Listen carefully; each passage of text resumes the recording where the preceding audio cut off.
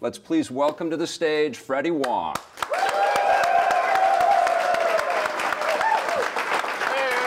Hello, sir. How are you? Good.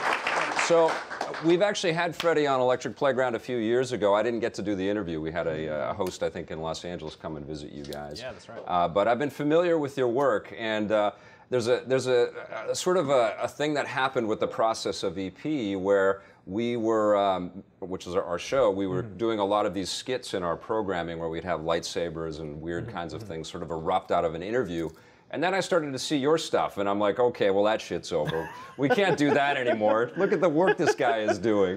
And so last night, you know, I knew I was going to come here and start chatting with you today, so I wanted to kind of refamiliarize myself with some of your work, and I went down the YouTube algorithm rabbit hole as I clicked on some of your videos.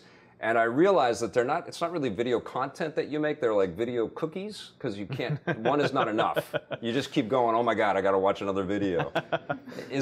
You've tapped into something here. You've got like a secret for how to keep people connected to your material, and I don't think it was an accident.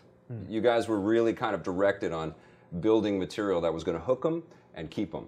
Was that something that you kind of recognized you had to do early on? Yeah, you know, I think that, because I think a lot of people start talking about like, okay, what's YouTube success? How do you become popular? And it's like, you have to kind of unpack that question a little bit, because I think what people define as success is going to be different a lot of times. And so some people, like for them, success is getting tons of views, right? Hella views, hella likes on Instagram or whatever that is, right? Like there's some metric sometimes that people will go for. And a lot of times, though, that doesn't necessarily mean that you will, as an individual artist, individual creator, like what you're doing, right? It might not mean that even you're maybe necessarily very good at it. Like, to give examples of both of those, I think when we first started 2010, the hip thing, you want to get views on your video, the easiest way to do it was you would wait for Eminem or Rihanna or any of these sort of artists to release a song, and then you would say, okay, the YouTube subject line, like the title has a certain limit before the search engine cuts it off. So you write like Eminem music video, and then you put the word parody after like the part where they're cut off. So when people search for Eminem's new music video, your parody would show up and you would get a ton of clicks, right? Yeah. So I knew a lot of people were doing that because they're like, we can do that, we can put ads on it, then we're gonna make money, we're getting views that way. None of them are doing that now because they couldn't keep up with it because it's like soul crushing. Yeah. I knew a lot of people who, you know, but it was just chasing views. And so according to that metric of success, they were doing fantastic. There's another group of people I knew, it's like when gaming channels first started showing up, like Minecraft. Everyone's like, we gotta get on Minecraft. And it's like, you don't I don't think you've ever played a computer game before. I don't know if you should be, like to give you an example of because we were on Minecraft early. Like this is how bad it was. We were on the early pre-alpha, and that Halloween we were like, it was myself, Brandon, Sam, and Nico, the guys from Corridor Digital, and we were like, perfect Halloween costume. We can dress as Minecraft characters. We went to so many parties where people were like, what are you guys supposed to be dressed as? Like, what are you guys never played Minecraft? Literally the next year, everybody was like dressed as that. We're just like, wow. But you could do gaming, you could try and do that, but then I saw a lot of people start gaming channels and start to go that route because they saw views and they saw that's a metric of where they thought they could be successful, and it didn't go anywhere either because at the end of the day they weren't true blue people who really cared about that. So I think that, you know, for us, we were fortunate in that we kind of hit this sort of four Venn diagram thing I've been thinking a lot about, which is like something that, you know, when we started off, we were doing visual effects driven action comedy videos, right? So that was something that we liked to do.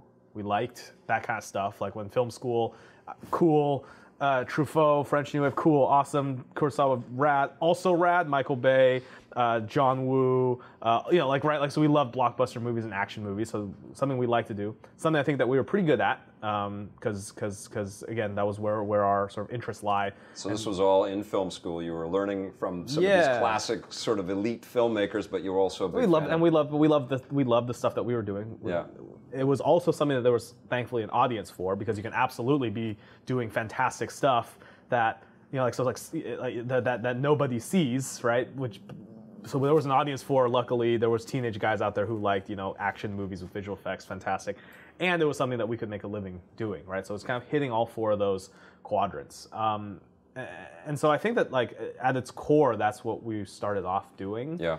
And that was fortunate because there was an audience there for it. And that's kind of, for me, the metric of success is how well you can stay in that sort of balance amongst those four things. Well, the other thing that you touched on, though, and I think it's relevant, is that idea of also really loving the direction that you're going into and really believing in it. And I feel, I think you have to. Yeah. I feel that that's what Rocket Jump represents. Because when I see the work, and now you've got a decade's worth of your history and your energy and your production output there to see, plus all the behind the scenes, you see somebody that really is passionate about what they're showing up to do every single day.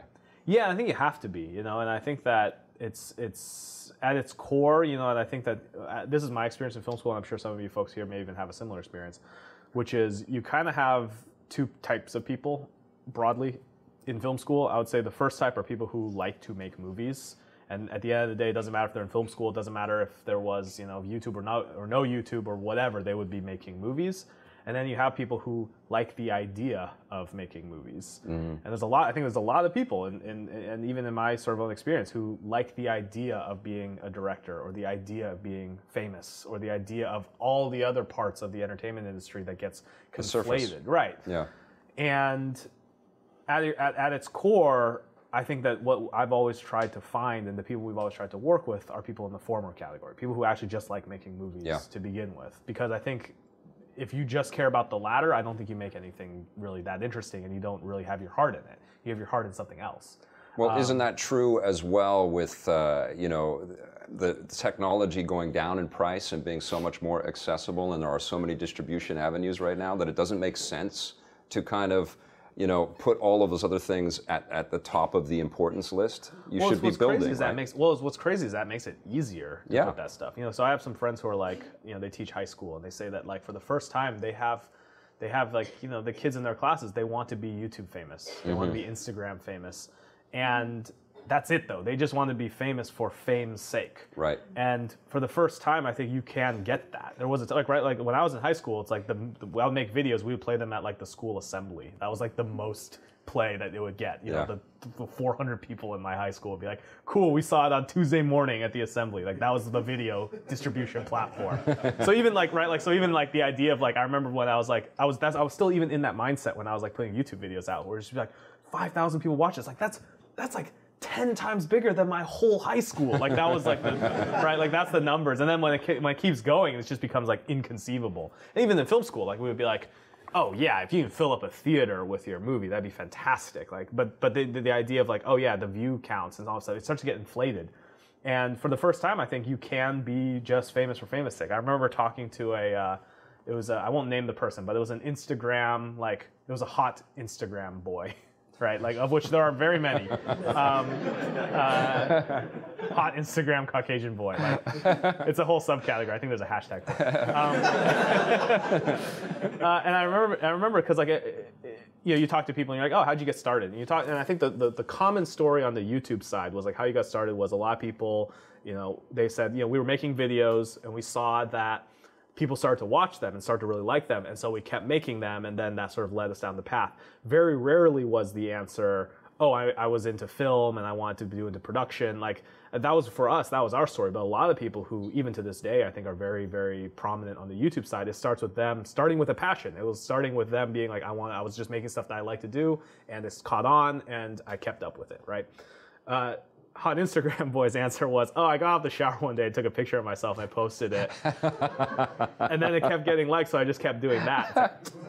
That's an interesting path. Like, so again, like I think that you're getting to a point where the technology, right, gets easier, the cameras get better, and the skill set, in a weird way, you come at it from a different place, but it allows you to. And what's crazy too is like I was talking to a photographer. He was doing like like portraits for like a magazine. And he was talking about how he had to do a shoot with a Instagram like makeup guru, and he was like, she had a better understanding of light just naturally than anybody I've ever worked with. She was like a photographer, but she didn't speak those terms. But she would sit in a room and she'd be like, this is where you should take the photo from. This is where the natural lies, because she had done it so many times, right? She had done it. She had put it out. She had seen the way people respond to it, that she intuitively knew how to work with natural light. This accessible technology is training us. Yeah, but it's training you not explicitly, it's training you implicitly. Like you're just understanding visual language in a way that you haven't before, right? Like we have, you read about, like it's Eisenstein and all this sort of editing theory and all this stuff, and we read this stuff in film school,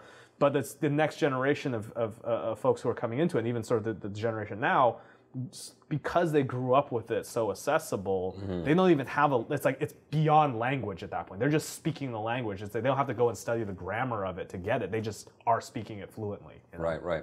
Well, let's go back a little bit here. I want to talk about sort of your first realization that you had this dream to do what you're doing, and kind of get an idea of where you were in your life that you said, yeah, I'm doing this. I'm going to go forward and I'm going to chase this. Yeah, so I graduated film school 2008. I'm trying to think of a good context for that. YouTube had just started the partner program. There were Smosh and Michael Buckley were some of the people who were like making money on the YouTube partner program. Like ads had just shown up, and I remember people were like, "This is the end of YouTube," which, by the way, is going to be a refrain that I've heard now probably 20 different times. It's the end of YouTube. Ads on YouTube, like no one will ever use YouTube again. Forget it. Right? No. That was like literally at the time everybody was saying boycott Smosh, and no one ever is going to watch these guys again because they had the audacity to have. By the way, not even pre-roll ads, like ads like along the side of it. Like anyway, so.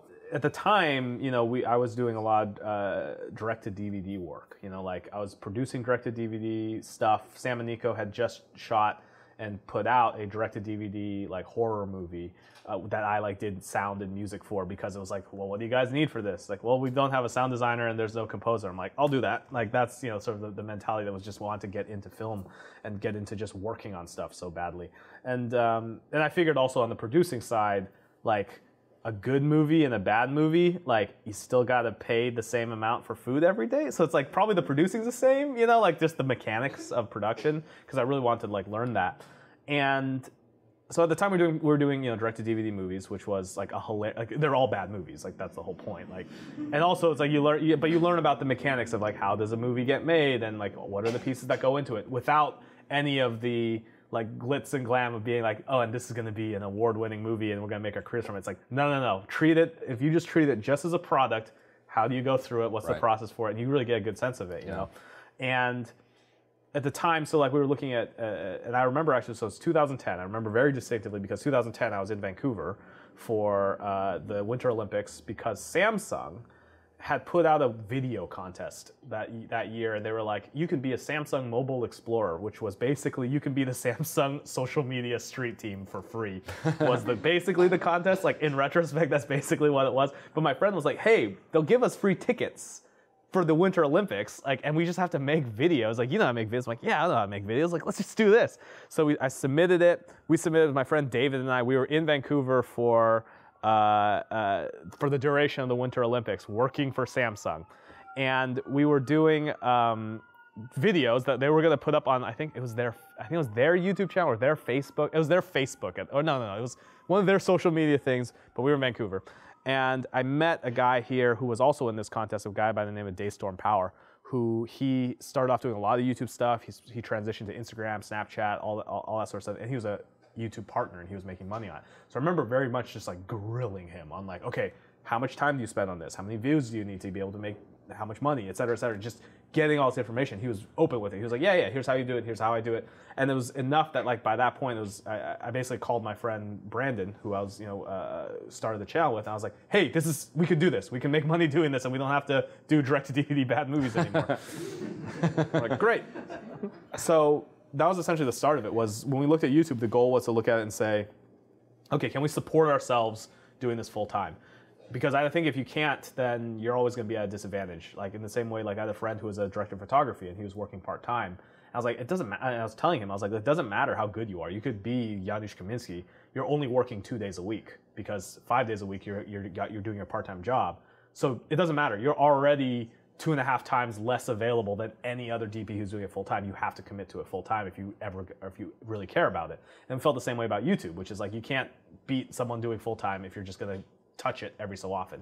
So can we support ourselves? Luckily, we were living in a part of downtown LA that was cheap. The rent was shared, and it was, in retrospect, very, very bad living conditions. At the time, didn't seem that way. But back then, we all it was myself, Brandon, Sam, and Nico. We all slept in the same large room.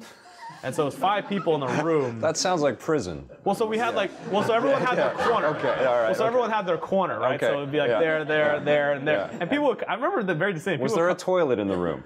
Other Okay. room, yeah. Phew. But people would come over and they'd be like, wait, you guys all sleep in this room? Like, yeah, it's cool, right? And they'd be like, no, like this is insane. In retrospect, standing in front of your oven because it's so cold, not probably standard behavior. But at the time, we're like, great, rent is totally affordable. We can do YouTube full time. So that was the goal, was to try and build an audience with it. And that was because, again, we had seen, we'd seen guys like Smosh, and when there was Mr. Guitar Man was huge too, and it was one of those things where we were like, we want to just practice our craft, which is filmmaking. We want to practice it first and foremost. We want to try out dumb ideas, experiment with it, and then try and build an audience with the goal of, with said audience, at some undetermined future date, that probably will be helpful if we want to do anything bigger or anything longer form.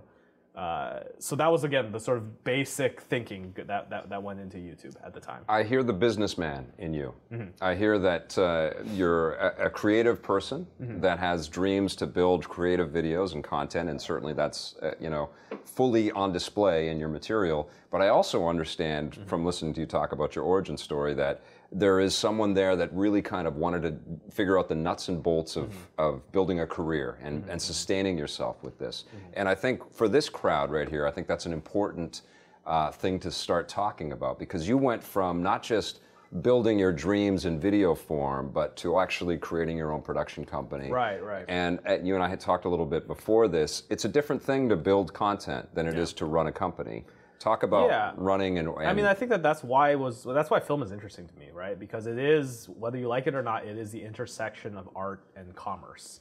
And there are examples of people who only kind of think in one way, right? Like you have people who can make film a completely commercial enterprise and they make money off of it, and it's like money in, money out, very, very simple in that way. And you have people who are like hardcore film artist types, like the Brackages of the world, who are like experimental and they just sort of treat it as a visual art form. But populist filmmaking, in the way that I think most of us got into it, because I think most of us got into it by going to the theater and watching movies and loving, Star Wars and stuff like that, as opposed to seeing like Mothlight and being like, that's what I want to do. Like, I don't think most people go to I would assume, at least in my experience, most people in film school haven't gotten into movies because they saw an experimental film at an art gallery and they're like, this is what I want to do. They probably saw that they're Cineplex, right? Like that's what I think for a lot of us draws us into it. That type of filmmaking has to blend commerce and the business world and everything and the artistic side of things. And I think it's very tempting to think, oh, but the business side poisons the artistic side of things, which I don't buy for a second, because I think that's what makes this art form interesting. That's the core of the art form. Or that the business stuff will take care of itself if you just go full on into your art. Right. I don't think that works either, right? And I think that it's very tempting to think that. And it's very tempting to be like, oh, I can just put my creative vision out there and there'll be an audience for it, et cetera, et cetera. Sometimes people get lucky, and I think you can get lucky in that sense, but make no mistake about it, if that's how you're approaching it, and if you find success in that way, that's probably more luck than it is, anything else. Well, give this crowd some hard advice, some wisdom that you have learned about being a business person that makes I think at its core, you need an audience, right? Like at its core, other people need to care about what you're doing. Yeah, to give you an example, and this is a bad example, but the most for the time, I think it held this. I think it may have lost the record now, but the most virally shared video of all time for a while was the Kony 2012 video. Do you guys remember that? Yeah. Have you ever thought about? But if you ever think about why is it the most virally shared video? Really think about that for a second, and because I definitely was like, this is not what you would expect. I would expect that title to be held by a Charlie Bit My Finger or whatever, right? Yeah. And then you think about you have to you can right, and there's really no artistic merit in the Kony 2012 video. It is right, there's not you can point to it and be like, yes, there's effective filmmaking in that sense, but you're not looking at it and being like, the cinematography or whatever, right? It's not. I think it's tempting to think that things are a meritocracy in this world. It's tempting to think that if you make something truly great, it will do fantastic and it will get what it deserves. That's not what gets passed around. What gets passed around is a much more base metric, which is, does it drive people to want to share it with other people? right? So my big fat Greek wedding drove people to want to tell people about it, and it becomes this word of mouth phenomenon. Same with the first Blair Witch Project, right? But if you just care about, like, does it cause people to want to share it, then yeah, Kony 2012 becomes the most shared video ever, because intrinsic in that video is a propagandistic message that says, if you spread awareness, if you put this on Facebook, the act of sharing it, you are doing your part. It is telling you that you're creating. So you get all the good feelings of, like, making the world a better place with no effort. Like, of course everyone clicked on that. That was so easy. Like, you clicked on it and you felt good, right? It was like a dopamine hit straight to the core of your brain, where it's just like, I just have to share this on Facebook and I made the world a better place? Like, heck yeah. So of course it's the most virally shared video. Because it's not affecting you, like, right? Like, I think a lot of things that get shared, you look at anything that gets posted around, that hits top, of Reddit, you can point to, like, why do people want to share it? It either makes you laugh, like the Thai life insurance commercials, it makes you blubber and cry in your seat, right, in the course of 2 minutes. Any number of these viral videos, it's like, yeah, that's why you share it. It's because it evokes an emotional reaction that causes you to want to share it with your friend, whether or not it's, laughter or a jump scare or whatever, right? Like, those things always have that, right? If you're going off of that, then yeah, then Kony 2012 is one of the most sort of virally shared videos. But the lesson of that needs to be, I've seen plenty of fantastic short films. I've seen plenty of stuff that kill at festivals, but nobody sees it. And everyone's like, well, why does nobody see this Vimeo video? It's like, well, because at the end of the day, what we understand as a metric of success here isn't artistic success. We're measuring it as, is there an audience for it, right? And I think that that's just as important as artistic success, because it's like tree falls in the forest. Like, you make a fantastic short film but nobody sees it, how good is it really, right? You have to have a degree of, P.T. Barnum-esque, like, showmanship for what you do. You have to want other people to see it. If you want to be successful in sort of a commercial sense, if the way that you can take those reins is to approach your work and not discount the fact that just because it's popular doesn't mean it's bad. Like, at least, and I don't know if this is the case here, and if it is, I'm going to be bummed out, but it's fine, because that's what happened to me in film school too. Like, for some reason, everybody in a lot of people in my film school class when I was at USC, they hated Steven Spielberg. They're like, Spielberg is a hack. He does easy, schmaltzy shit. Nobody hates Steven Spielberg here, but this right? Tell me if you guys heard this. But tell me if you guys have heard this. It's populist. It's easy. Avatar's a crap movie. It's such a dumb story. Anyone can do it. I'll tell you this, though. Avatar made my mom throw up because of the 3D. She took off her 3D glasses after the first 10 minutes of the movie. It's not a ringing endorsement right there. Hold on. Okay. She took off her 3D glasses because she literally had to go to the lobby to vomit into a trash can. She came back because we were all watching Avatar. She took off her 3D glasses. She watched the rest of that 3-hour movie blurry. She loved that movie. Wow. So what? So I'm sorry. That is a ringing endorsement. I'm sorry.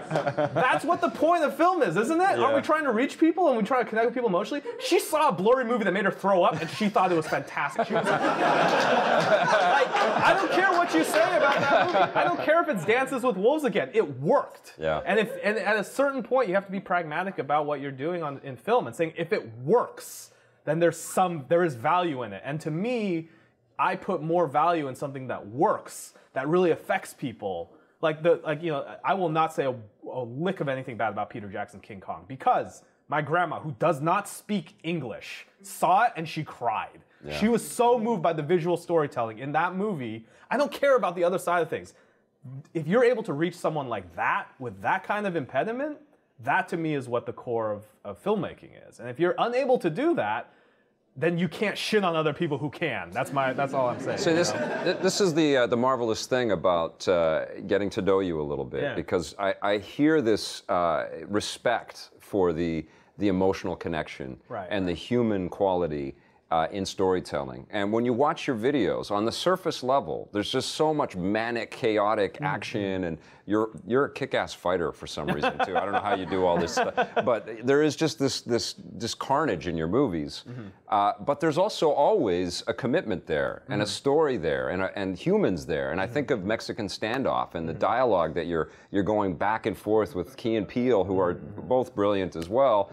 and it all just feels solid and real, and it's crazy and ridiculous, but you ground it in something that you're invested all the way through, and then you take it to another level, and you're like, holy shit, I didn't know we were going there. But I think that you have, you know, a really consummate writer's kind of connection to all of this stuff. There seems to be a deep-seated respect with the idea of being committed all the way through in your storytelling. Yeah, and I think that, you know, I don't think we arrive at that naturally every time, right? I think we've found our way to it, because I think at our core, because we try to sum up like what is it about our videos that has a connective tissue to it. And I think at our core, we 100% buy into our own premises. Like, we are not cynical or sarcastic about what we're doing, about our own premise, right? We don't undercut ourselves in that way. And I think that there are examples, by the way, of our videos where we do kind of like poke fun at ourselves or poke fun at that underlying concept, and they don't work. Right. I think the videos that 100% embrace what we're trying to do and do it unironically is those are the best examples of I think our work, you know.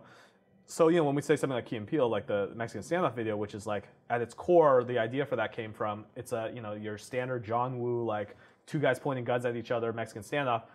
Okay, but let's buy into it 100%. Let's escalate that to an absurd logical like thing, and then it goes so far that the only joke that remains is be like, yep, they're in a magical world where this is right. Like, the punchline of that is, you know, for some people, like, I think that their favorite part of it is the punchline is, no, this was a gigantic buildup because they're wizards. They're in a magical wizard world, because that's the only thing that makes sense after we get to this logical extreme. And I think we've seen that a lot of times, even in like, you know, in like Video Game High School across the 3 seasons. It was like, as time went on, like, we went to insane places with that show, and it's places that I'm very proud of going, because it's like, yeah, why not? Like, shouldn't the form of this follow the crazy premise that we have? But you can never get there, I don't think, unless you 100% buy into and believe in what you're doing.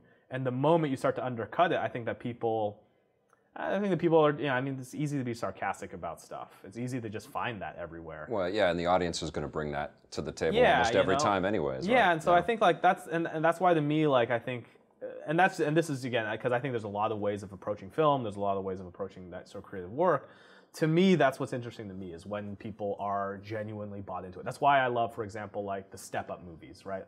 I love all the Step Up movies, because when you watch those movies, like, I can forgive all the various, you know, because again, I'm sitting there as a, you know, as a filmmaker, as a story guy, being like, oh, this is maybe not the right way to do whatever. I forgive all of that because they're so earnest about the premise and their belief that it's like, dance can change the world. Well, La La Land was like that too, right? It was like a full commitment. I would say, but like at the same time though, I think La La Land, I'm not sure of, right? Like, I would say, to me, the thing that bummed me the most out about La La Land was it took attention away from what I believe a much superior musical that year, which was a movie called Sing Street by John Carney, which is the director of Once. Yeah. And to me, that's the perfect, to me, by the way, like as a study, to me, the perfect double feature and example of like a story and a character that like to me, like, I mean, again, who here's seen Sing Street? See, this is the problem, right? I'm not kidding. This was my favorite movie of last year, because it's a movie about everything in La La Land thematically, except dramatized and characterized in a much more real way, and the music is like 1,000 times better. But that's aside, because it's John Carney. But yeah, like, just if there's nothing else you get from it, go see Sing Street. Like, get it off iTunes. I think it's on Netflix. It is far and away, like, to me at least, from that mindset of like earnestness and like believing in what you're doing, it is like everything that like La La Land aspired to be, but I think fell short of, they did in Sing Street, and they did it like to a degree where it's like, to me, it's such a night and day difference between those two movies that are dealing with similar themes, you know. And I think it's always fun to be able to find that, because again, I think the technical filmmaking is in La La Land was fantastic, right? Like, from a cinematography standpoint, the color, like all that stuff, I loved it.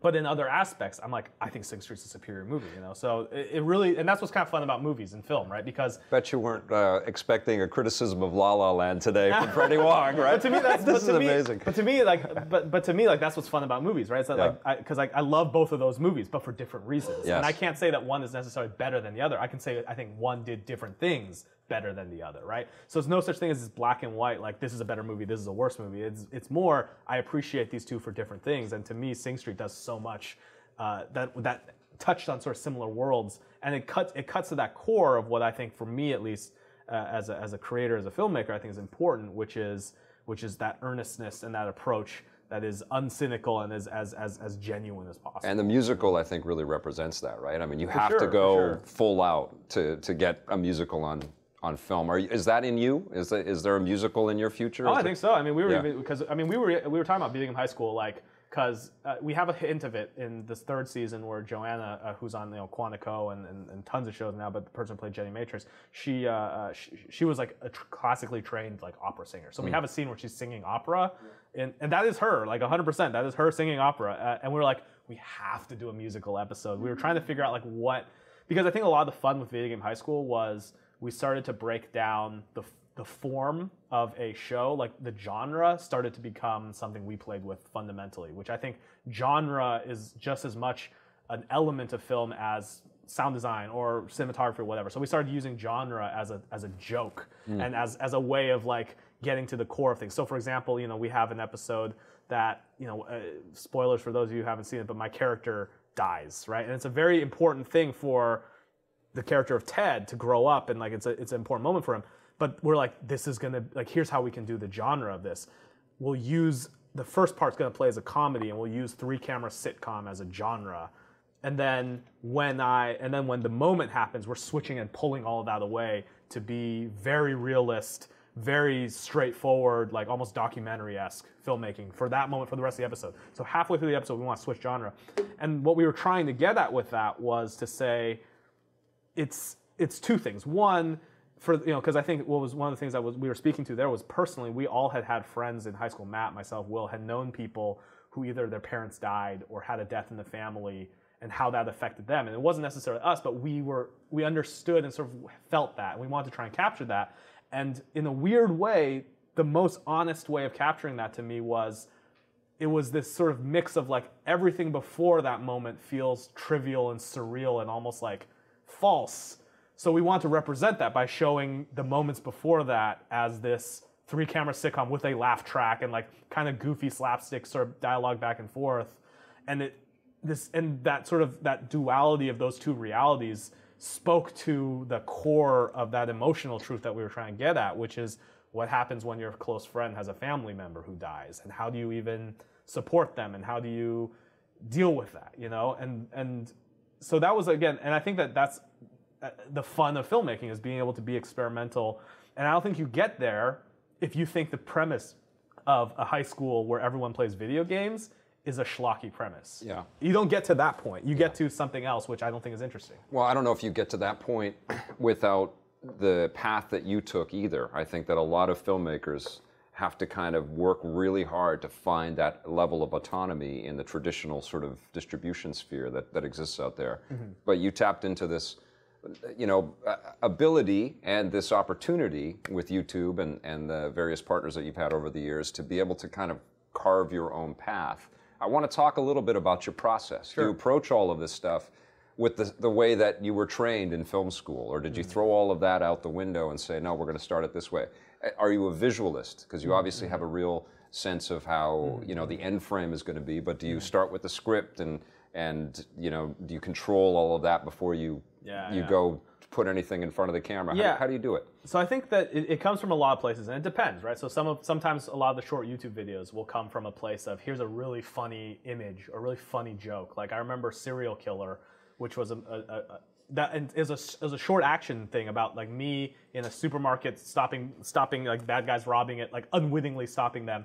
There was like 2 images that spawned that. One was the idea of like someone in a refrigerator like hiding as someone walks by, like literally frozen in place as they go by. I was like, that's really funny.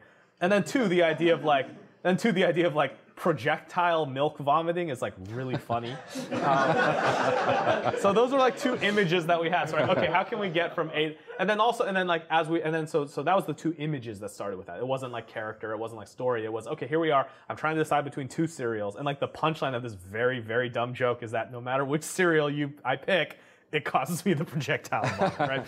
So that has nothing to do with it. So we were shooting it, and then as we were doing it, we came up with more images. The idea of like, oh, the the reflector plates in supermarkets. Like, that'd be cool as a way of like seeing where someone is, so that you could do a gunshot. And then we started thinking about, okay, how do you show that geographically and make that make sense? So this wasn't in the script. You were shooting things. So that was shooting. That was over the course of like a single night. You know, Okay. that's like probably one of the best examples of a movie that we did that was like a 24-hour. Like, and it was, if it was a 24-hour movie festival contest, that would be the movie that we would do, because we literally came up with the idea, went out and shot it, and finished it in about 18 hours time. Like, from that night to that morning, was because we were late. Because we were like, we have to get a video out this week. We don't. It's Tuesday. We upload on Thursday. We need to come up with something.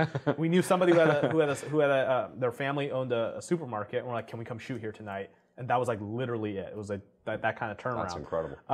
Other things like, you know, for story and for anything that has sort of story and character, we definitely start from the script phase 100%. Is that always you? That is myself, mostly, actually, honestly, my co-founder Matt and Will, who are, I think, you know, who understand character and story, I think, to a crazy degree. And we just started a podcast called Story Break, and the premise of the podcast is, what we do is we try and we take a movie or a concept that we have no rights to. So, for example, the second episode we did, I think it's probably a good idea to give you an idea of like kind of what our process is like and the thinking that goes into it. We're like, all right, if we let's say Disney came to us and said, you guys need to make the Jar Jar Binks movie. Okay, how do you do it? And so we go into it, and then so this is a podcast. We put out a new episode every week, and so that was like the second episode. I think we come up with a great Jar Jar Binks movie, because we try it, because you'll hear it, like, we get into character. We're like, okay, well, what is Jar Jar? Who is he? Like, he's kind of a tragic figure if you think about it, right? Because he gets manipulated by Palpatine to like order the death of all the Jedi. Like, he puts Palpatine in power, but he doesn't do it willingly. And so we get into like, what is the character there? How do you redeem that? Like, he would feel guilt. How can he redeem himself as a character? And then literally we tie it into, it's like, wait a minute, it's like, part of the point of the podcast, we're like, wait, Jar Jar swore a life debt to Qui-Gon Jinn, who died. He failed in his life debt to the guy who saved his life. Like, there's all these character things here that we all just skipped because we're like, oh, Jar Jar sucks. It's like, no, there's an amazing character arc that's waiting to be dug up from Jar Jar Binks, where he can become this hero at the end of it. I think we have a fantastic Jar Jar movie idea. I'm not kidding when I say, like, if they ask us, I'm like, I have an idea for a Jar Jar movie, and by the end, I promise you,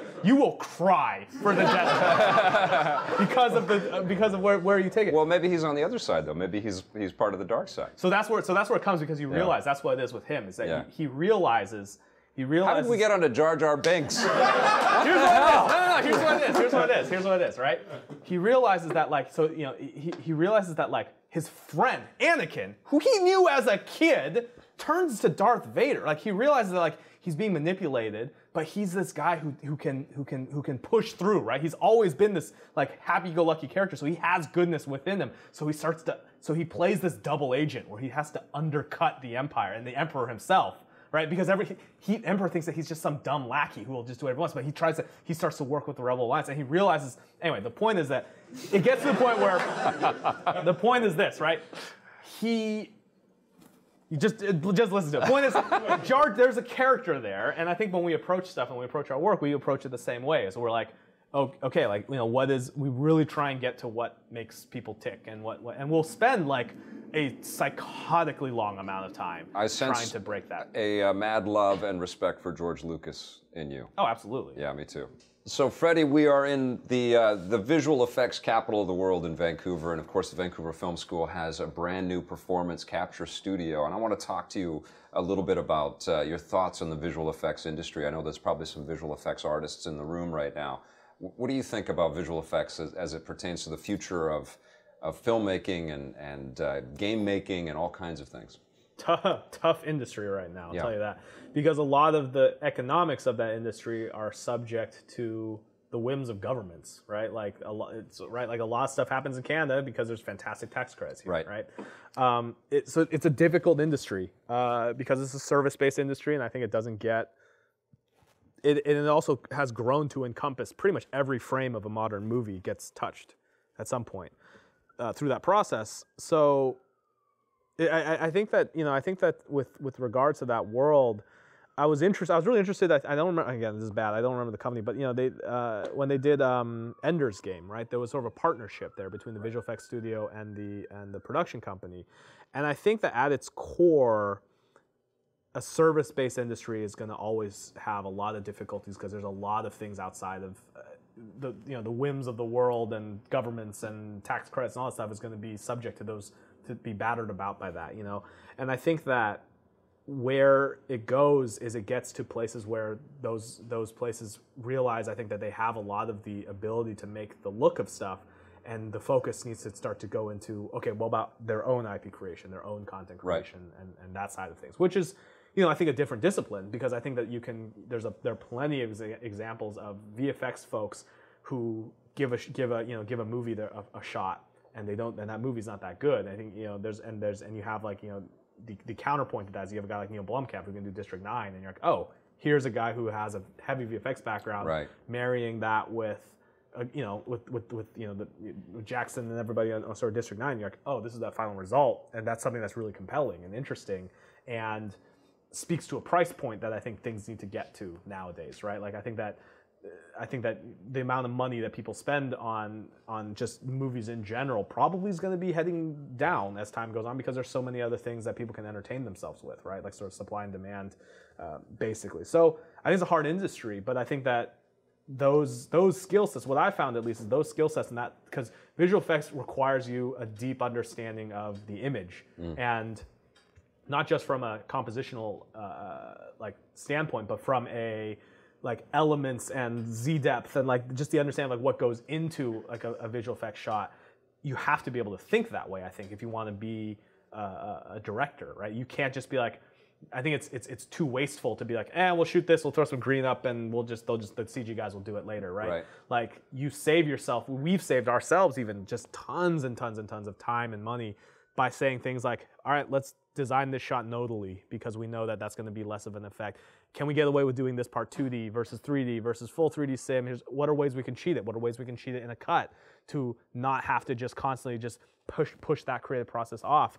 The more you understand that, the more I think cost effective you can make what you're doing. And I think that making cost effective work is going to become more and more important as time goes on, because I think the people who are able to do $200 million, $300 million movies is going to be less and less. So you've got a room filled with dreamers here right now, and you've been a guy that's been multidisciplined and has been able to float from one job that's been necessary in a project to another job that's been necessary in a different project. Is that kind of what you recommend to people that are, wanting to do or wanting to emulate or wanting to sort of achieve their goals in this sort of creative space? Yeah, I think so. I think that multidisciplinary approach is a better one for the modern age. You always hear the phrase, all right, jack of all trades, master of none, but nobody ever says the third part of that phrase, which is part of it, which is oft better than a master of one. So you are that phrase is saying you should be a jack of all trades. That is better than just having only one, and I think these days that is the case, and I found that it's been helpful for me. Just because, I think especially when you first come out and you're looking for work, it's much harder to just go exactly into what you're doing. If you're more versatile, you're able to work with more people. By working with more people, you have more connections. As time goes on, those connections help, so when I started out, it was just literally anything and everything. I was helping out people doing titles. I was helping out people with websites. I was doing, for Sam and Nico's, first, direct-to-DVD feature, I was like, sure, I know how to do music composition and sound design, and I'll learn Pro Tools, and I'll figure that out, and I'll do the mix for you guys. And again, that was, and I'll tell you, in the course of that, I learned pretty much everything I know from After Effects and everything from Sam and Nico themselves, because I was just in the room with them, and asking questions and trying to be helpful, and I think you can be helpful by having as many sort of, skill sets under your belt as possible. And I think that, to me, when you go out and into that world, the most important thing I think is to realize that, this is not an art form that you can make just by yourself. If it was, you should have either become a writer or a painter or any number of the different art forms where just you can solo cue that all day. However, I think with filmmaking, it is fundamentally collaborative, and you have to be able to build a network of people that you work with, whether you like that or not. And if you're a little bit antisocial like me, you still have to do it, right? You still need people to help you out with things, and you still need to be able to trust other people to bring their voice to the table. And that's to me, that's the fundamental nature the art form. And I think the sooner you can embrace that, the easier of a time you'll have when you get out there. Freddie, it's been an honor talking with you. Absolutely. Learned a lot, and you are an incredibly talented individual. I think you're a hell of an actor, and it's surprising. I really do, because you really sell your work in all of these videos that you're in, and it's surprising to me that we don't see you in lots of other projects just as an actor. You're really, really great. But I don't think there's a lot. I don't think there's a lot of a market for mediocre-looking Asian guys. Well, that's why it is so amazing. You go over the top and sell it. But listen, you've got a lot of really, we could talk for hours. You've got a lot of really profound and awesome things to share. And it's been my honor to host you here at the Vancouver Film School today. Thank you so much, Freddie Wong. Thank you very much. Appreciate it.